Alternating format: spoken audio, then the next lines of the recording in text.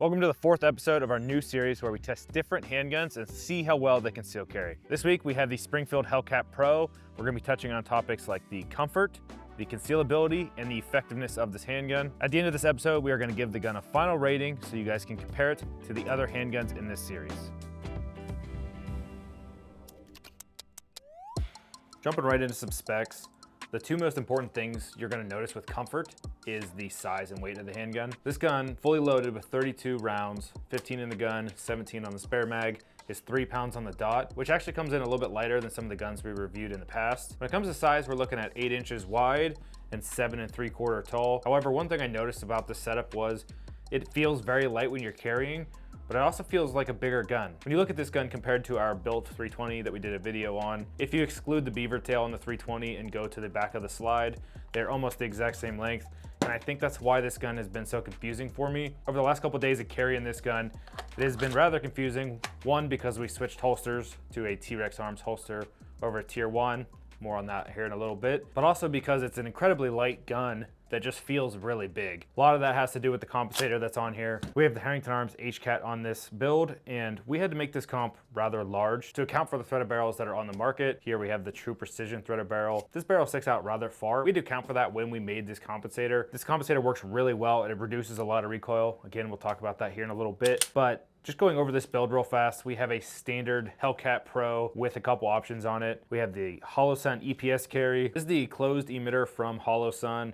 It also has solar charging. I like this dot a lot. We've shot this gun quite a bit with this dot. It's been super reliable. This dot actually did just die and needs a new battery after about a year of use. Like I said earlier, we are running the True Precision threaded barrel. And last but not least, we have the Streamlight TLR7 sub. We run this weapon light on pretty much everything that is a subcompact handgun. Please keep in mind, if you throw this TLR7 sub on your Hellcat, you do have to get the Springfield Armory Hellcat specific version. You'll have a hard time throwing the Glock or standard 1913 light on this frame, so keep that in mind if you're looking for that. Make sure you get the correct one. I do like that the light extends past the muzzle and kind of fills the gap of the compensator. Makes it look a little bit cleaner, a little more squared out. To me, I really like when the weapon light is flush with the end of the muzzle. In this case, the compensator is significantly longer, but it does bridge some of that gap. And that's all we have for accessories on the Hellcat Pro. One thing to keep in mind is I really prefer the extended grip of the Hellcat Pro over the standard Hellcat.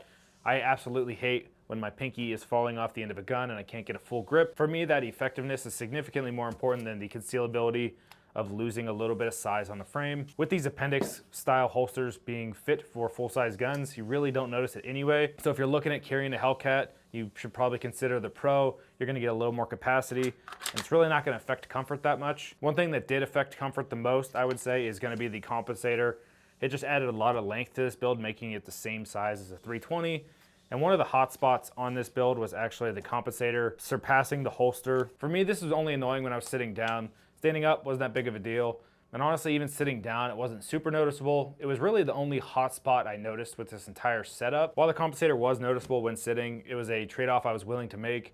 This gun reduced a lot of recoil and shot very soft. It's gonna rate really high in the effectiveness segment of this video. So that was just a trade-off I was willing to make. Not everybody will feel the same. If you're looking to reduce some recoil, but you don't want the extra length of the compensator, I think the Hellcat Pro Comp is a really good option. It's certainly not going to reduce as much recoil as the compensator. We actually did a video comparing these two if you want to check that out. But if you're really looking to maximize comfort, this is going to be significantly shorter than the compensator from Herrington Arms. It's going to reduce a little over an inch of length on your slide, making it much easier to carry. A lot less noticeable when you're sitting down, that's for sure. And if you take a look at the T-Rex Arms holster with it in there, obviously we don't have a weapon light on there, but it will sit flush with the end of the holster. It's not going to stick out and cause any more discomfort. So I really think if you want to take your comfort up to the next level and reduce some recoil, this is a pretty good option. However, for me, I am fine with carrying a larger handgun, especially when it means I can shoot that much faster. For me, the additional 7% reduction in recoil was more important than the actual length, but that's going to be different for everybody. So if you're looking to maximize efficiency, this might be a better option than the ported. But if you're looking for more comfort, I think the ported option would be a little bit more comfortable than the longer comp slide. On a side note, if you want to reduce size and you're not sold on the Hellcat, the 365 is a really good option. It is quite a bit smaller than the Hellcat Pro with a compensator on there. Looks like it's about an inch shorter. So this gun is gonna be very effective and not nearly as long. Therefore, it's gonna be a little bit more comfortable to carry than the standard Hellcat Pro with a comp on there. So now jumping into the holster. Obviously, we were running the T-Rex Arms sidecar here. We've used the Tier 1 Axis Elite in the past, and it was certainly a great option, but we kind of wanted to see what else was out there. First big difference between the two holsters and something that is actually new for the new sidecar is this mechanism. This is a friction fit pin to allow the mag carrier to rotate and pivot in your body. It's gonna make it a lot more comfortable when concealed carrying. Another thing that is really cool about the sidecar is you can throw different attachments on here. If you're a law enforcement officer, undercover, you could put a cuff carrier here. You can do a tourniquet. I think you can do a rifle mag. You can get really creative with this setup. And honestly, I think that's really awesome. For me though, we're just running the standard extra mag carrier. Here we have the 17-round extended mag from Springfield that comes with the gun. You can see it is actually really close to flush with the top of the gun. This is pretty much the perfect height, but if you wanted to run a smaller 15-round mag, it is not gonna be a noticeable difference. It's still very close to flush, which for me, I think is perfect for reloads. The deeper this goes, the harder it is gonna be to perform a reload. And the higher it goes, the more in comfort you're gonna feel when you sit down. This is gonna be digging into your stomach, causing quite a bit of uncomfort, especially if it's as sharp of an edge as the Springfield magazine. For me, I didn't notice any uncomfort when sitting. This felt very comfortable. I actually had to drop the holster down, and to do that, I just moved these clips. I will say with the Tier 1, it was a little bit easier to move these clips. They were slotted, so you could loosen it and move it how you wanted. I had to actually pull the bolts all the way out. Minor thing that you really shouldn't be doing that often. Just figured it was worth noting. This came sitting a little high for me, and the gun actually wanted to flop out of my waistband. So in order to fix that, I just lowered it. Again, it's really nice that this holster offers the adjustable clip. I think that's kind of become an industry standard, so I'm glad to see it on this holster. The wing is incredibly aggressive on the sidecar. It is this really big wing that pushes the belt and gun into your body. Once I lowered the gun, the holster sat more comfortably in my pants. It didn't feel like it wanted to flop out of my pants, which for me is really important. To get around that, you could also add the Tier 1 Conceal wedge on the back of here. That could potentially cause another pain point, as that wedge would be pushing on your skin, forcing the gun back into your body. Didn't have to do that with this. It sat really comfortably once it was adjusted. Like I mentioned earlier, the only pain point on this entire holster was the compensator when sitting, and even for that, it was rather mild. If you sat a lot at work, you could simply move the holster up. It'd be a lot more comfortable when sitting, but you might want to look at adding a Tier 1 Conceal wedge. I'm not sure if there's other companies that offer that yet, but that would kind of kill two birds with one stone. It'd make this holster have absolutely no pain points, and it would allow that gun to be pushed into your body. That's one thing I did notice before I moved it down. I didn't have any pain points. Once I shifted it, that was noticeable. Another thing to note that is really awesome is T-Rex Arms leaves all the front of the holsters open. This is great for comp companies like us. It makes it easy for us to recommend T-Rex Arms. We know that if somebody has a gun, they can simply buy the holster with the proper light, and the compensator will come right out the front. They don't have to do any modifications to their holster, and it's just gonna simply work. So I can really appreciate that T-Rex Arms does that. Another thing to note is there's no ridge on this side of the clip, so the mag is not pushed into your body. However, I really didn't notice that when I was carrying. The mag didn't feel like it was out in space or going to print. It was pressed up against my body really nicely, so I didn't have to worry about printing with this too bad. One thing I did notice with this holster is the retention is really tight. It takes quite a bit to get the gun to come out of the holster when it's out in space like this. However, when it's in your pants, it's not as noticeable. It's a lot easier to draw from. So I just think that the tolerances are a little bit tighter on this than potentially the Tier 1 Concealed, because when I was at the range today, I did not notice this at all, drawing from concealment. But when we got back from the range, I go to pull this out and it feels a little bit stiffer. So if you get this holster in and it feels kind of stiff, I definitely put your kit on and do some dry fire practice. See if maybe your holster needs broken in, or maybe naturally it just is a little bit tighter fitting of a holster. Another thing that is really cool about the sidecar is this little clip. You can add this here in replacement of the spare mag carrier and actually run strong side with it. Obviously, it is gonna be a little bit trickier as these clips are running vertical and there's no cant to them. But if you're somebody who wants to bounce back and forth between appendix carry and strong side, I feel like you can definitely do that. Another thing that you could even do is just completely remove this all together, and that would make it very similar to a traditional appendix inside the waistband holster. That would allow you to stick it in different bags, fanny packs, purses. It would be a lot smaller of a setup that would still be nice and safe inside of a holster when you carry one in the chamber. Another nice little side feature of the Sidecar 2.0 is it's very adaptable. Just to be completely transparent, T-Rex Arms sent us this holster and 2 other ones for free. They do not expect us to send them the video early. They did not give us a list of things to say, and they did not pay us for the review. We just want to experiment with different holsters and potentially do a head-to-head comparison in the future. So thank you, T-Rex Arms, for sending this out. We appreciate your support. And guys, if I didn't have experience with T-Rex Arms in the past, I would not have reached out to them. We're only looking for top-tier holsters to throw in these videos. And honestly, I believe T-Rex Arms and Tier 1 Concealed to be the top 2 on the list. And it's really nice to have the options comparing all of these different handguns with different loadouts, including different holsters. One thing that's really overlooked and holds a lot of importance to comfort when carrying a handgun is actually the clothing. During the last 7 days, I carried with jeans and a Core Essentials belt, Arrowhead joggers, and in this video, we actually skipped the shorts. They carried almost identically to the joggers, and it's kind of cold in Ohio this time of year, so we just did not wear them at all. Jumping into the jeans and Core belt first. This setup was very rigid, which makes the gun very easy to carry. It felt very light. I honestly almost didn't even notice the weight of this setup. However, I did feel the comp slightly digging into my waist when sitting. Other than that, there was really no hot spots on this gun at all. It was very easy to carry. As I've said in multiple videos, I really like these Core belts and the adjustability factor with this ratcheting system. It makes it really easy to get the perfect tension on the waistband to support the gun. It was really easy to draw and perform a reload with this setup. Wasn't really fighting anything except for my coat. The overall rigidity of the setup made it very easy to conceal carry. Moving on to the Arrowhead joggers. I actually preferred these over the belt setup, which is new to me. The last 3 videos, I preferred the jeans and the belt. I just had no hot spots carrying with the joggers. I did not feel the compensator digging into me, and I think that came into the looseness of the setup. The Arrowhead belt is not nearly as rigid as this Core Essentials belt, and everything is just a little more laxed. So I actually enjoyed carrying with the joggers a little bit more for the first time ever. I'm not sure if that comes down to the change in holster or potentially the comp sticking out of the holster.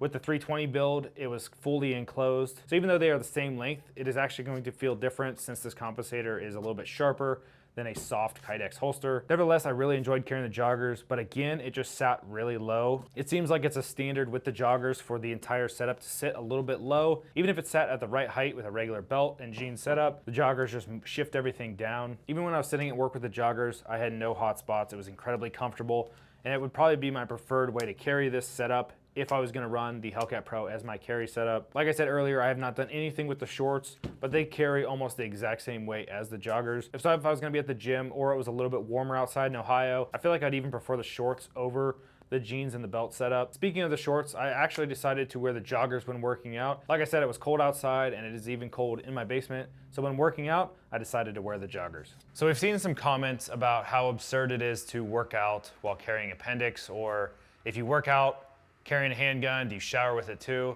And while I think that's funny, I think what our goal here is to show you can carry a big full-size handgun or a comped handgun appendix during extreme conditions like working out. Let's say if you were running, or if there was any instance where you take it to the next level when just carrying every day. If you had to run, if you had to jump, if you had to climb, you could do that with your carry handgun. Working out is just the easiest way for us to show you guys that. Not everybody is going to carry appendix while working out. We realize that there are a lot better carry options if you throw it in your workout bag, etc., etc. There are some people that do that. There are some people that carry strong side, carry appendix while working out, and we just want to show people that it either is or is not a possibility while carrying this exact setup. Okay, so we did a couple of the regular exercises. We did squats. Wasn't that big of a deal like most of the other guns before it. Did some dumbbell stuff, did some tricep extensions, all typical stuff we didn't see much of an issue with. Even mixed it up and did some stretching and some sit-ups.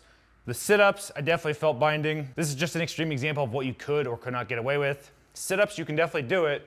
It is uncomfortable, but if you found yourself bent up, taking cover, you're not gonna feel a lot of binding to the point where you just can't do it. I could curl up in a ball if I had to. Obviously, still very much a no-go with the Peloton. To give this setup a rating on comfort, I'm gonna give it a 7.5 out of 10. The reason being is carrying with that belt and jean setup, I did feel a little bit of uncomfort with the compensator sticking out the front, and the grip texture is a little bit coarse on this. I did find after the first day of wearing this setup, my stomach was a little bit sore after wearing this. The grip texture is kind of like 80 grit sandpaper, and it just felt a little bit coarse on my stomach. Other than that, the setup is very light, and for the first time ever, I actually enjoyed carrying a gun with the Arrowhead joggers. To me, it just felt a lot more comfortable, and I did not have any hot spots. With that being said, now let's take a look at concealability. So like I said, it's cold in Ohio, so I wore this setup in a lot of different configurations. In my house, I wore it with a plain t-shirt and the pants and the joggers. I also wore it with a light jacket on and even a winter coat. And with that being said, this gun just doesn't print. That is kind of to be expected when you have a premium holster, premium belts, and premium pants. This gun just disappeared in my waistline. Even wearing a slimmer fitting t-shirt, I did not notice it at all. A lot of people think the Hellcat Pro is a little bit too big to carry, holding this 15 round magazine. Honestly, I disagree. And with appendix carry, you can get away with carrying a much larger handgun. There's virtually no magwell on the Hellcat Pro, so there's virtually no printing with this gun. I actually had to shift it a little bit left of center, which for me, typically, I like to have the pivot point at 12 o'clock and then the gun morphing around my body. I found with this T-Rex setup and the Hellcat Pro, I had to shift it so that 12 o'clock was in line with the slide. This appears to be about an inch or two shift left. For me, this just made it a lot more comfortable to carry this setup, and it made it a lot easier to conceal it. Obviously, if this gun was shifted all the way to the right, there'd be the chance that this would be poking out the right side of my shirt. With it being pretty much dead center, the gun just disappeared. As I mentioned, the ride height was pretty much perfect on this setup with the belt and jeans. So even with a t-shirt, it did not look like I was carrying a gun. Before I adjusted this down, I will say I did notice a little bit of printing. As I mentioned, that gun was kind of flopping forward in my pants. That made it much easier to see this gun, but once I adjusted it correctly, it pretty much disappeared. In the Arrowhead joggers, the whole thing sat lower and you really couldn't see it at all. The grip of the gun was almost in line with the belt. The waistline basically came up with the edge of the frame here, which made it a little bit harder to grab the gun when concealed carrying, but it made the gun completely disappear. Nobody would know if I had this gun on me with a tight t-shirt. And obviously with the larger coat, it just made it that much harder to tell. One thing I did notice is I had a hard time clearing layers to draw from appendix with this setup, both with the jeans and the Arrowhead joggers. It was a little bit trickier to clear my garments. I'm gonna chalk this up to a training issue and not necessarily a holster or gun issue. I typically do not do a lot of training with more layers on for concealed carry. As you can see, I was struggling with my black North Face jacket. I typically do training with a hoodie on instead of a zip-up jacket. And with that, you can grab both layers at the same time and pull up. I noticed with the open jacket, I kind of had to fling it out of the way and then grab. And then when I performed a reload, I kind of had to sweep and grab. And I found that this spare mag kept catching on my t-shirt or jacket. So if you do not have much training with more layers, a hoodie might be a little bit better of an option. It'll make you a little bit faster on the draw and the reload. To give this setup a rating on concealability, I'm gonna go with an 8.5 out of 10. And the only reason it's slightly lower than the 365 and the 43X video is because right off the bat, we had to lower this setup. And I've noticed that all of my T-Rex arms holsters come sitting a little bit higher. And if you're a newer shooter or somebody who doesn't understand ride height, you're gonna be carrying that gun sitting high that is going to flop out of your shirt and give you a little bit more printing, but it's really not that big of a deal. So I had to knock it down a little bit as it is not as user-friendly for newer shooters. Now let's talk about the effectiveness. Next, we're gonna look at the attachments that are gonna enable us to perform better under certain conditions. Adding on an optic is gonna allow you to be more precise at distance. Instead of looking at two big iron sights and spending more time lining up your sights, if you're somebody who doesn't have as much training, it's gonna take more time to line up those iron sights than to just put a dot on target. However, there's pros and cons to both things. For me, I can shoot quite a bit faster with a dot and be more accurate with a dot than I can over iron sights. Up next, we have a weapon light. I am a firm believer that you should always throw a weapon light on a handgun. It's gonna allow you to see in the dark, and you can't be effective if you don't know what you're shooting at. And it is incredibly important to me as a lot of self-defense situations do take part at night. Last but not least is a compensator. Numbers don't really lie on here. The Hellcat from Herrington Arms reduces 25% of recoil. If you don't have a foundation of training, you are not gonna see the benefits of these attachments. If I had a stock gun and I went up against a new shooter that had this same build, I'm probably still gonna outperform them with less attachments. With that being said, I am an experienced shooter and I'm going to receive the full benefits of all of these attachments, both with speed, accuracy, and reducing the felt recoil. The Hellcat Pro, or the standard Hellcat, is a rather small subcompact handgun and it's kind of snappy at its foundation. Adding the compensator, reducing 25% of that recoil, helps quite a bit. Honestly, I think this gun shoots a lot flatter than the comped 365 or even the comped Glock 43X. And that's one of the reasons why I threw it on this build, is I'm willing to sacrifice a little bit of comfort for that mental comfort, knowing that I can perform with this gun and shoot a little bit faster of a bill drill than a stock gun. The more rounds you get down range, the more effective you're gonna be. If I know I can get 6 rounds down range in, let's say, a second and a half with a comped Hellcat, and it takes 2.5 seconds with a stock Hellcat. That 1 second of difference could mean the difference between life and death in a really important situation. If someone's breaking into my house and I could shoot 10 rounds with this comped gun in 2 seconds versus only 6 rounds or 5 rounds with a stock gun in 2 seconds, that just allows you to be a lot more effective. And one thing to keep in mind is, again, this is from the perspective of a trained shooter. Not everybody's gonna see the exact same times or the exact same benefits of this setup. If you don't have training with a dot, you're probably not gonna be that fast. You're gonna draw and be fishing for your dot. If you don't have much time behind a gun and you don't have proper grip, you're not gonna see 25% reduction in recoil with the compensator. And obviously if it's daylight, you're not gonna see any benefit of the white light weapon light on here. So I put all of these attachments on this build knowing that I can receive a true benefit from all of these parts. And that's going to increase my effectiveness score at the end of this. When it comes to the effectiveness of the Hellcat Pro, I think it's a really solid handgun. It has really soft recoil. It's about the perfect size and weight. However, the length of pull makes it really hard for me to shoot this gun fast. It's kind of farther back than the 365 or the 43X. The ergonomics aren't great. This feels like a very slim 2x4. There's a lot of pros and cons with this gun, and ultimately what it comes down to is this gun just shoots a little bit slower than some of the other subcompact guns on the market, but it shoots a little softer. It's kind of a balance on what you prefer. Some of the things that hurt the effectiveness of this build is going to be the length of pull. First and foremost, I noticed that this trigger length of pull is a little bit shallower than some of the other handguns on the market, especially the 365. When I pull the trigger on the 365, it breaks and does not come super far back in the trigger guard. But when I pull the trigger on the Hellcat, it just feels like it breaks really far back. And for me, I don't know if it's my finger dexterity or if it's because I have really large hands, but it's hard for me to shoot fast when my finger is pressed all the way to the back of the frame. I found that that was definitely a limiting factor of the Hellcat for me. This is not gonna be the same for everybody. If somebody has smaller hands or more dexterity in their finger, they could probably shoot it faster. But when we're looking at the effectiveness, I feel like this played the biggest part in making my drill times longer, especially when we ran the bill drill, shooting 6 rounds off from concealment. I was seeing about a 2-second drill time, where I know I can be around 1.5 seconds with a 365 or a 320. So my split times were just a little bit longer because of that. Another thing that was very noticeable was the actual ergonomics of this handgun. The frame on this gun is really rectangular.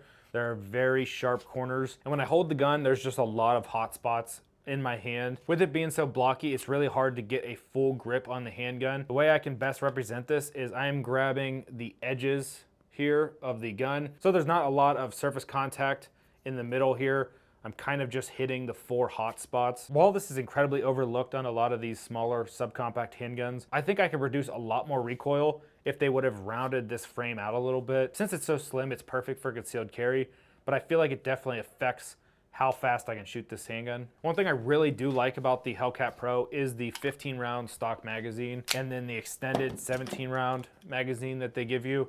This gives you 32 round capacity with this holster setup. I feel like most people carry a spare mag. 32 rounds is actually a really solid number. Most of the time my carry gun has a 15 round capacity with a 15 or 20 round spare mag. With how small this frame is, I think that is awesome. Springfield had some really good engineering in here and made this gun really slim.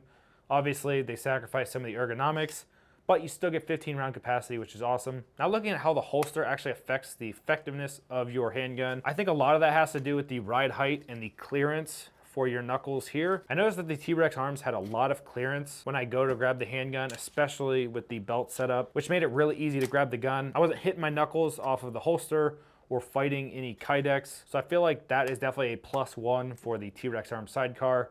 Another thing that was awesome was the mag height. With a standard mag or an extended mag, it's pretty much the perfect height to grab a mag and index it into a mag well. So I'm really happy about those two things. I feel like it really makes a big difference when the effectiveness of shooting. Every single time you do a 1R1 from concealment, you are going to see both of those factors coming into play, both the ability to draw fast and the ability to grab a mag and index properly. As I've said in previous videos, if this mag is sitting too low in the holster, it is gonna be hard to grab an index. The closer your finger is to the bullet, the easier it's gonna be to perform a reload. And I think T-Rex Arms did a really nice job with this. Giving this overall setup a score of effectiveness, I'm gonna go with a 6 out of 10. Reason for that being is I just can't shoot this gun as fast as some of the other guns we have done in the past, including the 365. But its saving grace is going to be the recoil control with the compensator on there. The Hellcat Pro just shoots really flat with a comp on it. It's definitely gonna help me be a lot more effective with this handgun. While the trigger slows me down, the compensator will help me speed up a little bit, so it kind of balances out. And when we combine all of these scores, we get a final score of 22 out of 30. I think this is a really fair number. This gun has a lot to offer, especially with the Sidecar 2.0. It did not score as high as the 365 or the 43X. If you guys want to see those scores, check out those videos. Link down below. However, it did score better than the SIG P320, and it was the same length as the 320. So I found that really interesting. If you guys want to check out any of the previous videos in this series, check out the playlist down below. Otherwise, if you guys like this video, we'd appreciate a like and subscribe. We'll see you next time.